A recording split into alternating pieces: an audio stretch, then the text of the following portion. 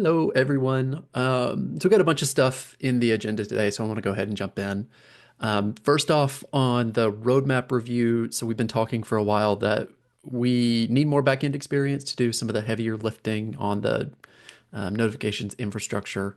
We don't have them, and so going into Q1, assuming we're gonna magically get them and have them ramped up and ready to contribute, seems like an audacious goal. So we're going to pivot a bit for Q1 and focus more on continuing with the performance and data retention work for the to-do list. This is mostly just ensuring that we keep our error budget in check. Um, but in terms of like new feature development for the to-do list, we're largely going to pause on that. We'll focus on iteration, like responding to feedback and fixing some UI-based things that we've already got in flight. But we're not going to try to do any of the implementing notification settings right now. I still very much want to do that, but I want to make sure that we've got the staff on hand to actually do it before putting it on our plans again. So what are we going to do instead? Amelia's been working on some really cool ideas for a homepage, and she's got some lovely designs that look great visually, but we recognize that we need to validate the content more than anything, right? We can't just go take static designs to end users to test them because, yeah, they look great. Like if it showed exactly as it did in the mock-up, that would be perfect. But real world data is never quite like that. So we want to start doing some prototyping on those data concepts so that we can build something that we can take to end users to test. This doesn't mean we're shipping anything to production. This doesn't mean that we'll have any kind of even an MVC launch. We just want to start getting our hands on the information that we want to surface so that we can get more validation. On the design side of the house, Amelia is going to continue pushing on the homepage aspect, specifically with how it integrates with the rest of the product. There are some implications it has for the nav, like everything that's in that kind of like top left section is a lot of the content, like summaries of the content that we would have on the homepage. And so we want to make sure that the design decisions we've made there continue to scale and fit with the new concepts we're looking at. I'll pause for thoughts or feedback on that.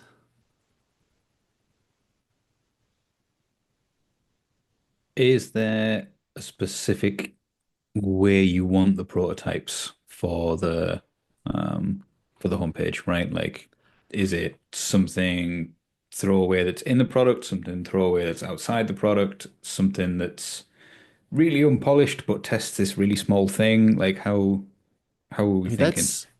that's largely up to you. I mean, that's kind of an implementation decision. I will say that the most of the focus of this is on the data, right? So like I don't care about the visual design. I don't care if it's tested. I don't care if it's documented. So that might guide us actually towards doing it outside of the product because all of the checks and merge review process that we've got in GitLab proper could be a bit of a pain to actually get through. But again, that's your decision. If you decide that like those hurdles are worth it because we get closer access to the data, that's fine. That's a fair trade-off. I That makes would sense. like that the visual aspect feels still in flux too. So what you've seen so far, we've gotten lots of feedback on, and we're still making changes.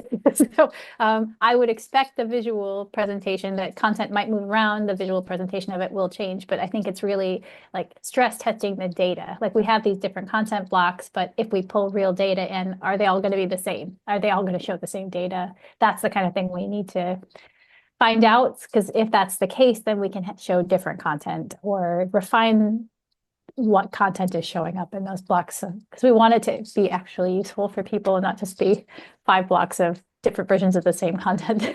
So that's kind of what we're trying to figure out. That makes sense. And then with what we're building as well, are we going to have an issue that says we want to test this theory? Can you build a prototype that tests this? Or is it more open-ended in we want to do something with AI, figure out what we can do with AI, right? Like as an Yeah, example, it'll be a bit of like both. Yeah. yeah, okay, I've got a single prototyping issue that's like, these are the exact data points that we want to surface. Like, make sure we can pull them, put them on a page, make sure that end users can log into it so they see their real data. That'll be one half of it. A lot of Amelia's designs have kind of stages or evolutions that get smarter and more AI-ified as they go along. And so I don't think we necessarily need to start there, but having that data available so that we can pull it out and work with the AI framework team and Nicole Merrill, who's the AI focused designer that we've got on the AI side of the house. That'd be super helpful just for the prompt engineering side of things. Most of that can happen outside of the product, I think. Like if we get reasonable source data, we can throw it into Claude or into whatever model we're using for Duo and see what happens. We don't need to have engineering do that. Then once we have a good prompt, then we can bake it in.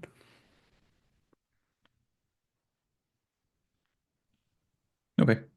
I think as long as we know what, because these are proofs of concept, right? As long as we know what concepts we're trying to prove from the start, right? That's going to be Yeah. super helpful. And I've got the issue up. So I'll put that in here. Is that it? I think that's it. It has a weird link, but yeah, that's it. I don't know where the link came from. Um, but yeah, certainly this is an early cobbled together issue to try to capture it. If you want more detail, more of the problem statements, let me know. I'm happy to adjust it however. But you all should be looking at this not as a like, here's a feature spec we need to deliver. I want everyone's help to like solve the problems, you know?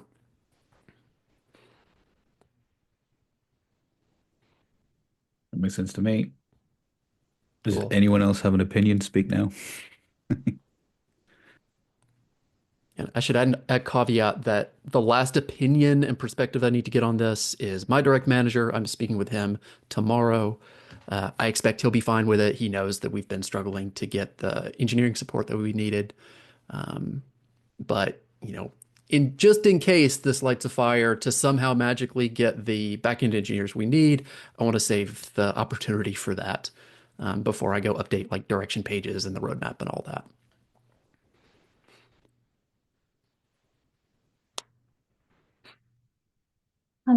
Jeff, I wanted to follow up on the like not starting new features thing because I know we're not going to work on settings, but there's like some aspects of the filters, for example, that we've started but we haven't finished. Like work items is still in the filter. Like that was one of the things that we were supposed to like. So there's like some like kind of ongoing work. Are we going to finish all of that, or are we just like down in tools No, I other think it's than great to finish that stuff. Like we have a whole okay? handful of things that are currently in progress, right? Like we're not going to stop the work on the snoozing. The bulk editing is great, coming along really well. We have a whole host of feedback around the counts, like in the left nav being off. I know IP's been looking at that. We should certainly continue on with it. So this is basically responding and trying to address all the things that people have raised on the functionality that we've shipped so far. There are some bigger points of feedback that we should discuss, like you assigned yourself issue X came up quite a number of times in the latest feedback issue. We'd said we are going to hold off on that until we could do the notification settings, but maybe we should just hack it in where we don't raise those anymore. So stuff like that can be more of a TBD.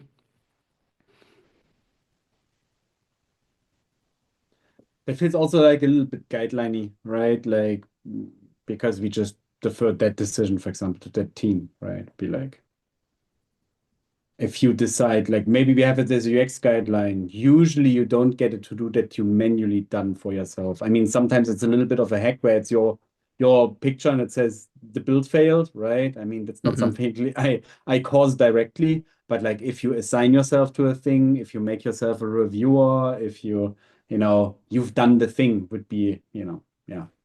Yeah. So, if author equals target, then it's kind of weird. Yeah. Yeah, and certainly we could bake that in and turn it off. As ever, that breaks workflows for people. I have heard of folks that really enjoy that because it helps their process. Workflow stuff, everybody's different. Everybody's a special snowflake. So trying to build a single opinionated thing that meets everybody's needs is impossible. So, uh, I, yes, I, but I don't know if this is what Lucas meant by this, but like, are we sort of saying we own to-dos, but if you have issues that create to-dos, you as the issue owner owns, sorry, you as the owner of the issues feature owns those to-dos. We just own the system that puts them in place and displays them, right? That's absolutely been my perspective on notifications. I've been saying the Yeah. same thing on emails as well. I, So, I mean, based on that, that you assigned yourself is just, it's not even our feature to change, right? yeah, I think it would be make sense to give guidelines. So for example, Yeah. if a Yeah. guideline where like, hey, if a user does a manual action and assign and it would generate a to do, they should not get a to do if they do it to themselves. Is if the system generates a to do, that's fine. If other users generate a to do, is fine, right? Like, yeah. Okay. I I don't think know. that's a fair Like point. these could be guidelines, and then you could just go and be like, hey, it's kind of odd that, Mhm. yeah. Yeah, that makes sense to me. And that would be a good way to kind of sort of keep all of the stuff moving while we're looking for the staffing that we need. We just put it onto everyone else's plate. They all love that. Or like, for example, I mean, there's the discussion about what if you now have multiple to-dos on a thing, like how to navigate that, what happens with the button. Let us put out a guideline, and then it's for the MR people, the work item people to Yeah. figure out how to do it, right? Like, yeah, Yep. Absolutely. I don't know.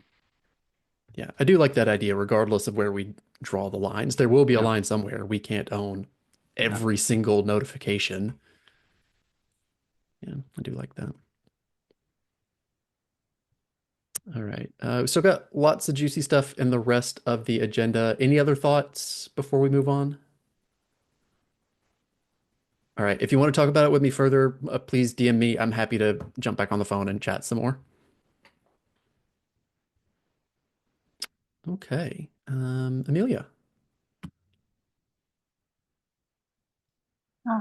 It looks like there's a lot of really important things to talk about. So just a quick update that we are working on polishing the visual presentation of the homepage. But I can tell anybody more about that if you want, but let's probably dive into to do data retention. That sounds pretty important. Oh, yeah. One thing we should probably do soon is just make sure everybody's had a chance to look through the designs, especially if everybody's going to get involved in prototyping. Understanding where we are would be helpful. We don't have to do that now, but I'll send that out in the channel later so that everybody can see where we are and start poking around and thinking about it. All right. On the data retention side, I have an update here. You might have seen we've got this new breaking change issue process that I started working through yesterday. It pushes real hard against actually making breaking changes, and so a lot of the guidance is like, what have you done to allow people to configure it and opt into it when they want and opt out of it entirely? So to meet the sort of cultural and procedural change that's underlying this issue, I've backpedaled a bit on the decision I'd said originally. Like, no, we don't need to surface this control to admins. Well, no, clearly we do. So that'll be the plan going forward is make the retention period configurable. I think there's some concerns with the precedent this sets. I'm talking with the data retention working group about it, but at the very least, this will let us keep moving forward without stepping on anyone's toes.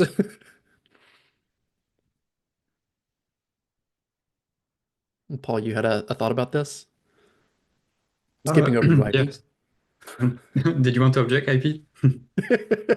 I mean, I kind of objected in the thread, and I think it kind of aligns with what Paul is saying. Mhm. Because looking again back into our proposal, our justification is about scalability on GitLab.com because the to-do database is so large, and about performance. And while I've been doing the work recently, I think a third point would be consistency of the data because we have to-dos that are on the database where the target doesn't exist anymore. Like much, that might lead to wrong counts and like data that we don't have, right? That we don't need. And now that you've backpedaled successfully, to be fair, no admin will change the setting unless the to-do is a problem for them. Yep. So what if we go in, because the problem that we see, if we go with our own data retention, we reduce the size of the table from 100 gigabytes down to 33. Hmm. This is just still a considerably large database table. So we might end up partitioning. But if we end up partitioning, and especially as database people recommend, let's go with 32 partitions, we only have like 2 GB per table. And this means we would have much more time to grow. I know there's initiatives about data retention, but given that we are kind of strapped on us, the human resources, the question would Hmm. be, if we need to do both things anyhow, why don't we focus on the partitioning? We solve the scalability issue. Hmm. Performance we might not solve, because I think a lot of the problems stem from the fact that, we load unnecessary stuff. We will also improve performance a little bit, because if it's partitioned by user, at least the querying will be faster. And the consistency bit is a different topic. And we still could focus on the retention later on, right? And we would forego a lot of work, like, because creating workers that delete stuff, that is Hmm. a new source for error budgets, because that worker could fail in some spectacular way, Yep, right? totally. And like on the and if nobody in self-managed is actually interested in this, it feels like we're doing work only for .com to save scalability issues, and we could solve them otherwise. And that's like the extended version of my comment that I posted. I hope the comment transports it. Yeah. Yeah. Anyway, It Yeah, it it definitely did. I was sounds starting like to respond. your objection is not necessarily to the admin setting, but to data retention generally, right? Because it was the workers and all of the implementation on deleting these things that was going to cause the issues, which we'd need whether this was an admin setting or not. yeah, I mean, if you think about it, we have 102 million to-dos, but we are also the instance with the most users ever, right? No other instance out there has millions of users. I mean, no other instance we care about, right? Let's put Yeah. it like that, right? And so it's not necessarily a self-managed problem, in the sense of, I don't know if people would say we need the data retention for that, right? Hmm. And um, and I mean, we can still implement the data retention, but I don't think it's the highest priority. And if it's not the highest priority, and we could go with a database fix that would fix it for the foreseeable 2, 3, 4 years, we could also push down the data retention down the road, right? And we can put it nicely into our drawer. And if someone is like, "Oh, we need you to implement some data retention," we pull it out and be like, "Yeah, this is how we're going to do it." Yeah, I don't know, right? it's that's just my Yeah. feedback on it, because Yeah, it's a very fair perspective. Yeah. yeah, yeah,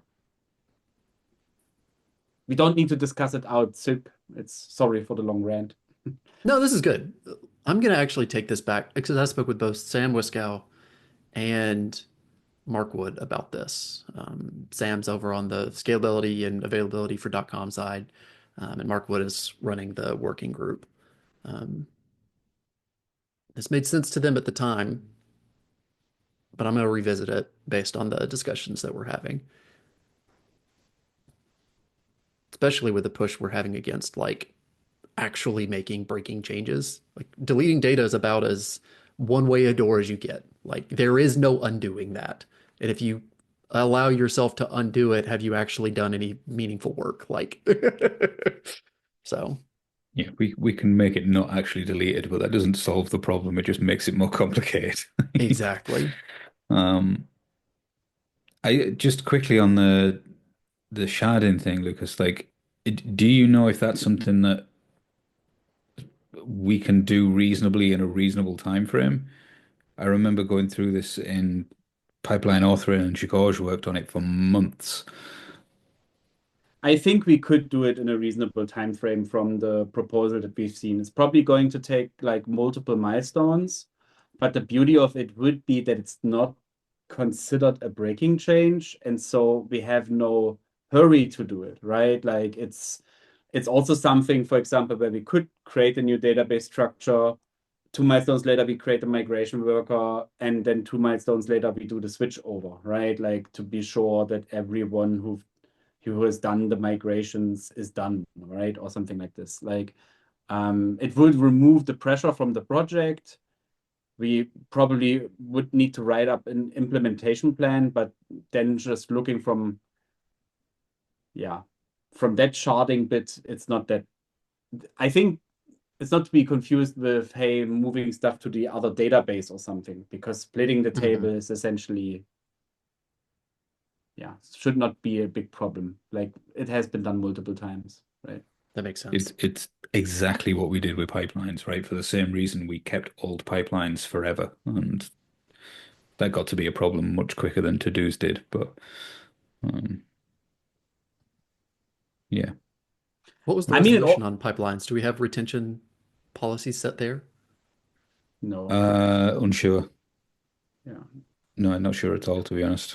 'Cause I So think one CI thing, stuff is all in a separate database, right? yeah, and But we and, don't have and any with limits on it. Okay. no, and with artifacts, for example, it's interesting. At some point, we introduced a retention on artifacts, Mhm. and we only did it going forward, right? Like, so we said, like, hey, starting on date X, there's going to be a default 30-day retention on artifacts, but we didn't touch the old data at all, right? Yeah, that makes Yeah. sense.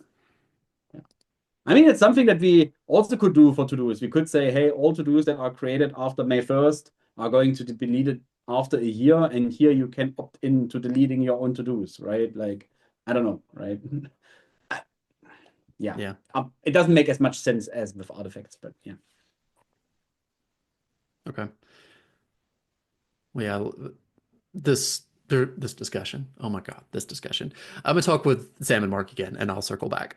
Sam Wiskel, not Sorry you, Sam. for the pushback on this. And I mean, the good No, it's news all is good. I this, appreciate it. despite the table limits, and if we now stop working on to-dos more or less, and we have gotten the snoozed thing through, I mean, we don't want to make a lot of changes to the table anyhow, right? Like, Yeah. so it's like from our end, there's no hurry to move forward with the database thing unless people urge us to, right? Yep. Okay. That's good to know I too. think whichever route we take as well, we're not beholden to a breaking change, which is the point, right? Like we can do this at any point. Um, yeah, the breaking changes, going through them before. There's never a harder deadline than one that says if you miss it, you have to wait a year. Like they are horrible. For sure. That's definitely why I felt the pressure for it is, And you if we also don't can't ship it announce it too by the early. end of this milestone, then we have to wait, what, 15 months before we free up the space? Like, Yeah. that's a tall order.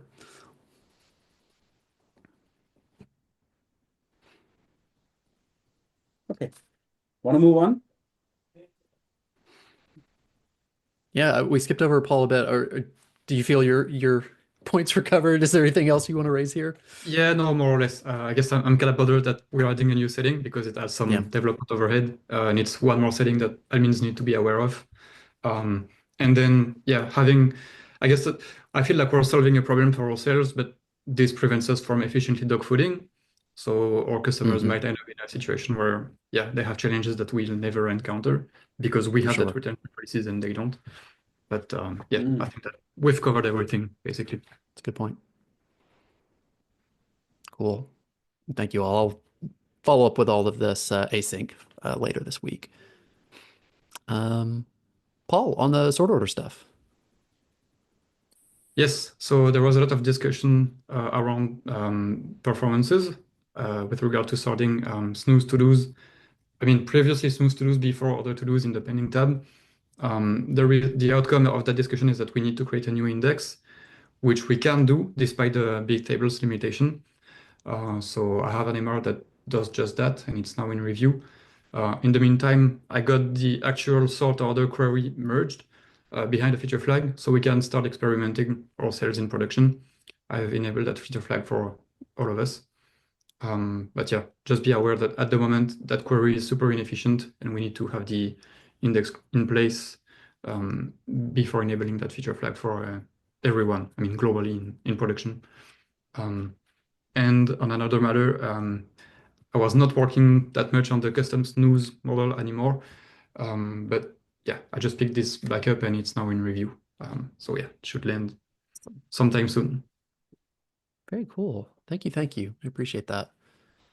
I'm glad to hear we can move forward with the index. The database team has been very supportive.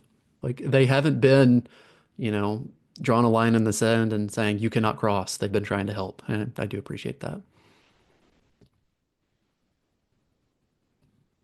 Thomas, the bulk Yes, editing. bulk editing going well. So I have the draft going where most of the things are working, except bulk snoozing because that's a missing GraphQL API endpoint, which just doesn't exist. Same actually for resolve many. We don't have that either. The only endpoint we had that takes a list of IDs is the restore many, which is currently used for the undoing of the button we have for the mark all is done, right? So we need these new endpoints, which I split in several MRs, and I'm trying to get all the GraphQL work done this milestone because, as I understand it, this takes us an extra milestone, right? If we want to change the API and have that available, you can check in the issue, like all the links, all the merge requests are linked, and a couple of them are merged already, like the feature flag, which I'm building this behind.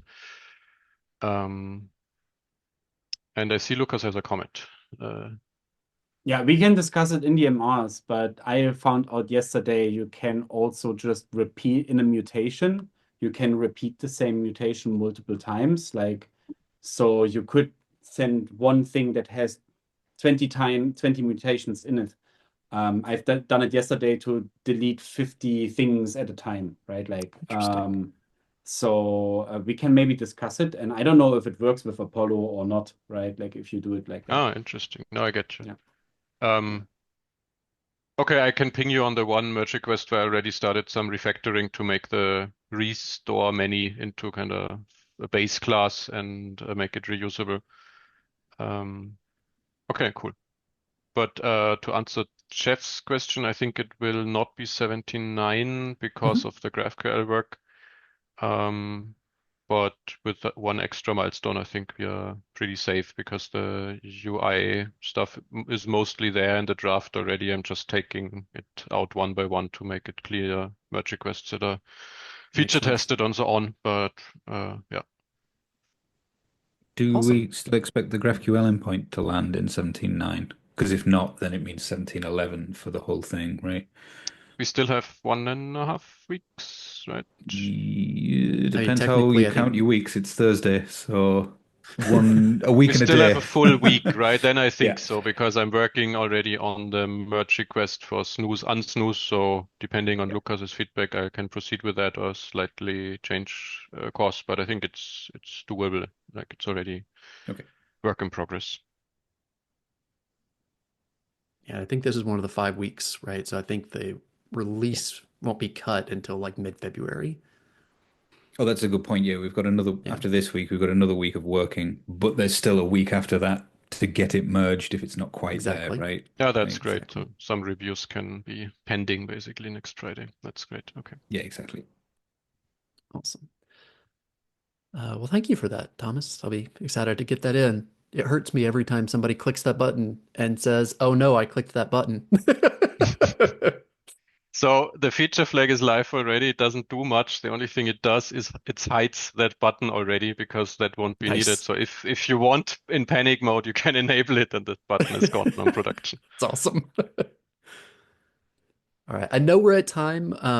I've still got time if anybody wants to hang on and talk about the Thomas's question here. If not, we can table it and either talk about it next time or go async. But whatever y'all need to do. I can just quickly summarize in 1 minute and then we can see. So I was just asking, should we remove the alt tab? I linked to the issue where this came up. Just because, for example, for bulk editing, it does not make sense because all the alt tab has done and snoozed and pending and like, what do you want to bulk edit, right? There's no action that matches all. That was the trigger. And I think we have a couple of places in the code where the alt tab makes it a bit more complicated than it needs to be. I was just can think about it if you'd missed it, if it wasn't there. I wouldn't. Yeah. Well, continuing to talk about it since nobody left. Um, usage of that tab is pretty low. I mean, all of them are fairly low. I don't include pending here because it's weird. People land on pending by default. And so the click is the people that click somewhere else and then click back to pending. But, you're seeing like 3% of users that have hit the page on .com that are clicking the all tab. But I mean, even the done tab is like 5%. So I don't think the standard workflow that people encounter uses any of those things. And honestly, it's the same for like filtering and sorting. They're not super heavily used features that whatever we give them in the list is for the most part what it is that they want to see or what they interact with at least. Um, so, I think there's just from the usage patterns we're seeing, there's probably justification for nixing that, especially if it's causing issues and performance challenges and UX challenges. Yeah, I only ever click on the Alt tab if I want to see a spinner for 10 minutes.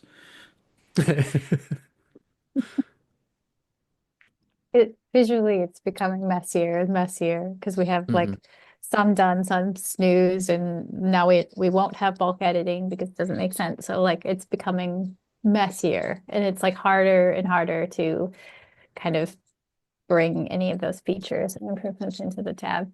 Um, so, and I don't know how much value it's actually. And the idea was that that could be the place where people could search through all of them, but we might not even have all of them available there anymore. Yeah. So, yeah, yeah, Well, I'm maybe definitely it's totally good with simplifying design decisions. Like, don't show bulk editing on the alt tab. That's a perfectly reasonable solution. And then if people find they need it, then we can have feedback that it's worthwhile and can justify the time to figure it out. Um, yeah, Is I it can. worth removing that tab altogether though? Um, I think that's the suggestion Thomas is Yeah, yeah, totally.